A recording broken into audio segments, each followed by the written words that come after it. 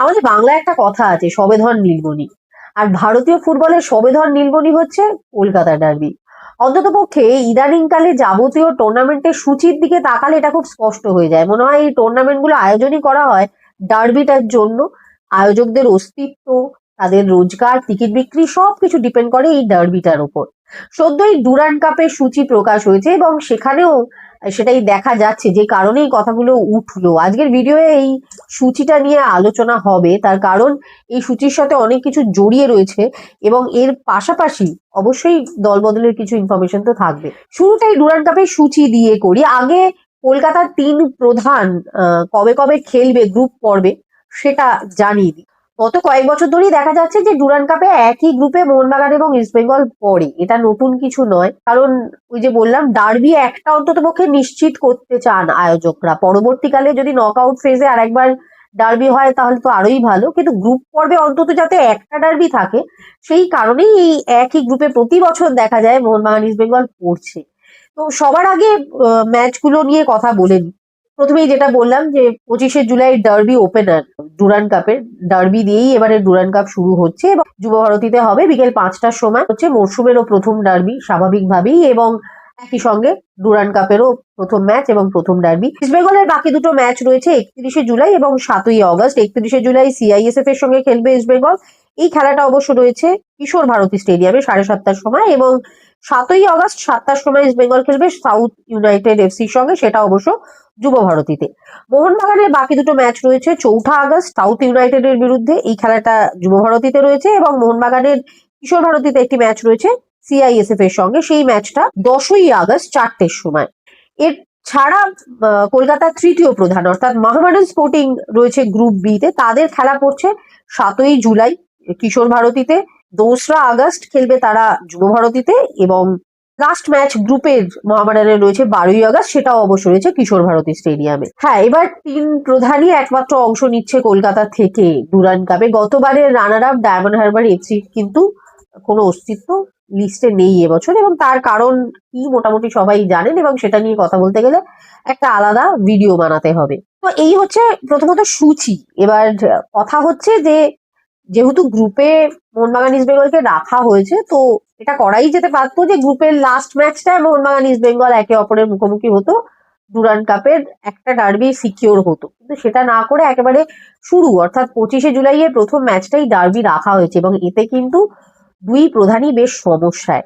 Actually যদি আমরা বিষয়টাকে বিশ্লেষণ করি তাহলে শুধু দুই প্রধান নয়, আমাদের কলকাতার টিম বলে হয়তো আমরা আলাদা করে দুই প্রধানকে নিয়ে আলোচনা করছি, কিন্তু বেসিক্যালি যে কটা আইএসএল টিম মূলত, বা ইনফ্যাক্ট আই লিগের টিমও যারা যারা অংশ নিচ্ছে, তারা প্রত্যেকেই এই মুহূর্তে বেশ বড় সমস্যায় রয়েছে। কারণ ডুরান্ড কাপের সূচি তো অ্যানাউন্স হয়ে গেছে এবং আর কিছুদিন পরেই ডুরান্ড কাপ হাতে, আর 22-23 দিন সময় রয়েছে, কিন্তু খেলবে কারা? এটা একটা বড় প্রশ্ন। প্রত্যেকবারই দেখা যায় যেহেতু ডুরান্ড কাপ সিজন বিগিনার হয়, তো সবারই ওই জুনিয়র সিনিয়র মিলিয়ে মূলত দলটা তৈরি করা হয়। হয়তো সবার সব ফুটবলার এসে পৌঁছায় না, বিশেষ করে বিদেশিরা, কিন্তু কয়েকজন বিদেশিকে এনে একটা মোটামুটি টিম দাঁড় করিয়ে প্রত্যেকেই খেলাটা খেলে।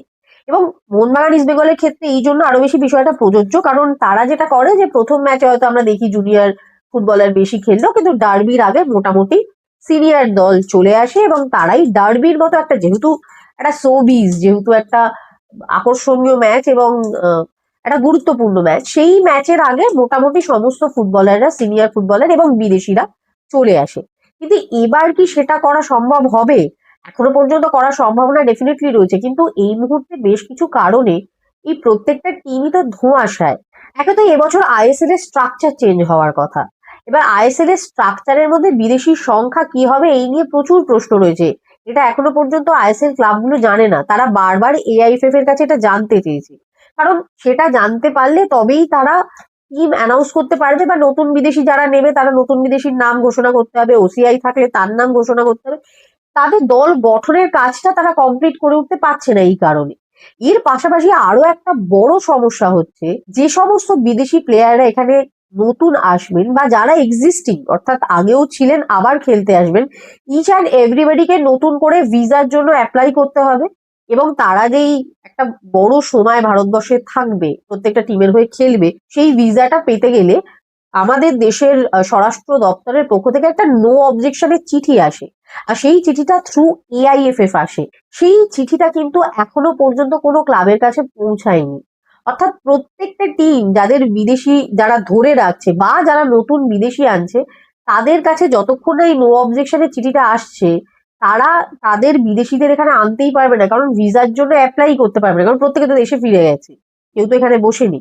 এই সমস্যাটার মধ্যে প্রতিটা আইএসএল ক্লাব তো রয়েছে, ইনফ্যাক্ট আই লিগেরও বেশ কিছু ক্লাব এই জায়গাটায় সমস্যায় আটকে রয়েছে। এবং দ্বিতীয় সমস্যা, এটা প্রথম সমস্যা তো বিদেশির সংখ্যা নিয়ে, যে আদৌ কতজন বিদেশি থাকবে, কারণ ডুরান্ডের নিয়ম হচ্ছে আইএসএল এর যা বিদেশির নিয়ম সেইটাই ডুরান্ডে ফলো হয়, সেম থিং। তাহলে আইএসএল এর নিয়মটা আগে ক্লিয়ার হওয়া দরকার। যতক্ষণ না আইএসএল এর নিয়ম ক্লিয়ার হচ্ছে ততক্ষণ পর্যন্ত ডুরান্ডের বিদেশি সংখ্যাও কারুর জানা নেই। দ্বিতীয় সমস্যা হচ্ছে নো অবজেকশন লেটার নেই, অর্থাৎ বিদেশি যাদের তিনটে চারটে বিদেশি যার রয়েছে, যারা যারা রিটেন করছে, তারাও যে তাদের বিদেশিদের আনিয়ে নেবে, দেশে আসতে বলবে, তার জন্য প্রয়োজনীয় নো অবজেকশন লেটারটা পর্যন্ত এআইএফএফ এর পক্ষ থেকে তাদের কাছে এসে পৌঁছায়নি। আমি জানি না এই ডুরান্ড কাপের সূচি প্রকাশ হওয়ার জন্য এআইএফএফ এর ঘুম ভাঙবে কিনা। ভাঙলে খুব ভালো কথা, কারণ মিলিটারি টুর্নামেন্ট, সবাই গুরুত্ব দেন টুর্নামেন্টটাকে। না হলে এই সমস্যাটা থেকে যাচ্ছে, মানে কেউ জানে না যে কারা খেলতে নামবে। মানে 25শে জুলাই মোহনবাগান ইস্ট বেঙ্গল যে খেলতে নামবে, এরকম একটা গুরুত্বপূর্ণ ম্যাচ, মরশুমের প্রথম ডার্বি, সেখানে কারা খেলবে? কলকাতা লিগের যে টিম প্র্যাকটিস করছে তারা, তার সাথে ভারতীয়রা, অনলি ইন্ডিয়ানরা কে এবার ডুরান্ড কাপে খেলবে? এমনটা তো নিশ্চয়ই নয়। এই ব্যাপারে সবাই এখনো পর্যন্ত রীতিমতো ধোঁয়াশায়, কেউ জানে না যে তারা তাদের টিমগুলো কিভাবে তৈরি করবে, বিদেশিদের কিভাবে নিয়ে আসবে। এবং সমস্ত ক্ষেত্রে আমরা জানি যে প্রি সিজন খুব important, minimum 3 weeks pre season তো লাগেই। প্রপারলি দেখতে গেলে 6 সপ্তাহ একটা প্রি সিজন করতে হয়, কিন্তু সেখানে ঠিক আছে 3 সপ্তাহ, কারণ যেহেতু ডুরান্ড কাপটাকে ওই প্রি সিজনের টুর্নামেন্ট হিসেবেই দেখে থাকে আইএসএল এর টিমগুলো, সেক্ষেত্রে প্র্যাকটিস ম্যাচের মতোই তাদের কাছে ডুরান্ড কাপটা একটা প্র্যাকটিস টুর্নামেন্টের মতো হয়ে যায়। টিমটাকে তৈরি করতে ডুরান্ড কাপ সাহায্য করে, এবং এটাই প্রত্যেকবার আমরা দেখি যে বিদেশিরা এসেই খেলতে নেমে যায়। সেক্ষেত্রে একদিন দুদিনের প্র্যাকটিস বা অনেক সময় তো প্র্যাকটিস না করেও খেলতে দেখেছি। কিন্তু যেভাবেই হোক হয় এবং টুর্নামেন্টে বিদেশিরা অংশ নেয়, কিন্তু যদি নো অবজেকশন লেটারটাই না পৌঁছায়, তাহলে তারা ভিসার জন্য অ্যাপ্লাই করবে কি করে যারা রয়েছে?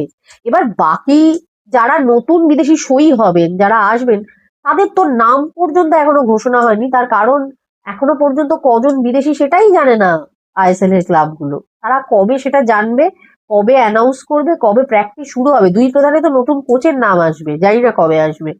সেটা এলে তারপর তো তিনি আসবেন, তারপর তিনি প্র্যাকটিস শুরু করাবেন। তো এই মুহূর্তে দাঁড়িয়ে যদি জিজ্ঞেস করছি, প্রত্যেকেই বলছে জানি না কি হবে। যেরম যেরম চলবে, না হলে হয়তো জুনিয়ররাই খেলবে।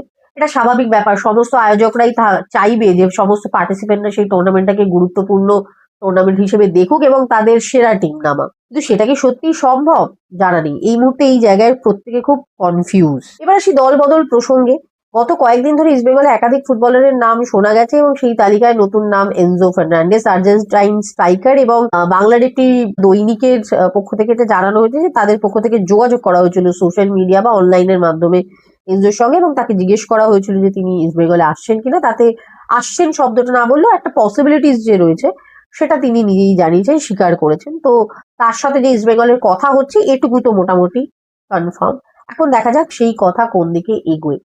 একই সঙ্গে আরেকটা গুরুত্বপূর্ণ ইনফরমেশন রয়েছে আজকে, যে বিষয়টা নিয়ে বহু দিন থেকে ঝুলে আছে, সেটা হচ্ছে আনোয়ার আলীর কেস, যেটা প্রায় মানে এই লাস্ট ইয়ারের আগের বছর থেকে এই সমস্যাটা ঝুলে রয়েছে। কারণ অনেক রকম ঘটনা ঘটেছে এটা নিয়ে, অর্থাৎ মোহনবাগান থেকে ইস্ট বেঙ্গলে আনোয়ার আলীর যাওয়া, সেটা লিগাল না ইললিগাল, এই নিয়ে ফাইনাল ডিসিশন কিন্তু এআইএফএফ এর ডিসিপ্লিনারি কমিটি জানাতে পারেনি। এবং এই মুহূর্তে যেটা জানা যাচ্ছে যে আগামী 18ই সেপ্টেম্বর আনোয়ার আলীর বিষয়টা নিয়ে একটা শুনানি রয়েছে, সেটা নিয়ে আলোচনা হবে এবং ডিসিপ্লিনারি কমিটি এটা নিয়ে হয়তো কিছু চূড়ান্ত সিদ্ধান্ত জানাতে পারে, যদিও এখনো অনেকটাই সময় রয়েছে। বাট 18ই সেপ্টেম্বর এটার জন্য অনেক দিন থেকে মোহনবাগান অপেক্ষা করছিল।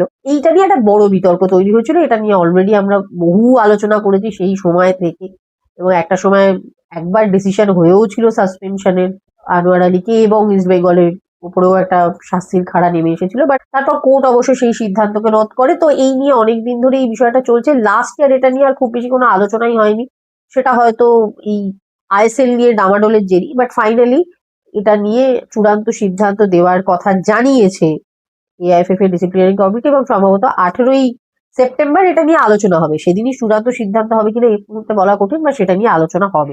এর পাশাপাশি একটা বিষয় নিয়ে আলোচনা করা দরকার, সেটা হচ্ছে যে ব্রাইসন ফার্নান্ডেজকে নিয়ে প্রচুর আলোচনা হচ্ছিল। একটা সময় এটাও শোনা গেছিল যে মোহনবাগানে নাকি ব্রাইসন ফার্নান্ডেজ আসতে পারেন, যদিও মোহনবাগানের পক্ষ থেকে সেটা কখনো খুব একটা স্বীকার করা হয়নি। ভেরি রিসেন্ট যেটা জানা যাচ্ছে যে ব্রাইসন চেন্নাই এফসি তে জয়েন করছেন 2 বছরের চুক্তিতে। এবার এই খবরটা আসার পর এদিন এফসি গোয়ার পক্ষ থেকে একটা স্টেটমেন্ট দেওয়া হয়েছে। জেনারেলি কোনো প্লেয়ার চলে গেলে তাকে একটা বিদায়ী সম্ভাষণ জানানো হয় সৌজন্যবশত, সেটা সব ক্লাবকেই আমরা দেখি করতে, কিন্তু গোয়ার পক্ষ থেকে যে স্টেটমেন্টটা দেওয়া হয়েছে সেখানে কিন্তু একটা উষ্মার ব্যাপার রয়েছে।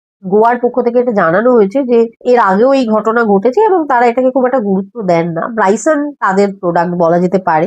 ব্রাইসনের উত্থান গোয়া থেকে, এবং গোয়ার ছেলে এফসি গোয়ার তত্ত্বাবধানেই ব্রাইসন ফার্নান্ডেজ নজরে আসে প্রত্যেকে। তো তাদের বক্তব্য যে প্রত্যেকবারই যখন ব্রাইসনের সাথে চুক্তি শেষ হয়, তারপর তার সাথে যখনই চুক্তি আবার নতুন করে হয়েছে, তিনি কিছু না কিছু স্যালারি হাইক সেখানে পেয়েছেন এবং তাকে সেরকমই অফার করা হয়েছে।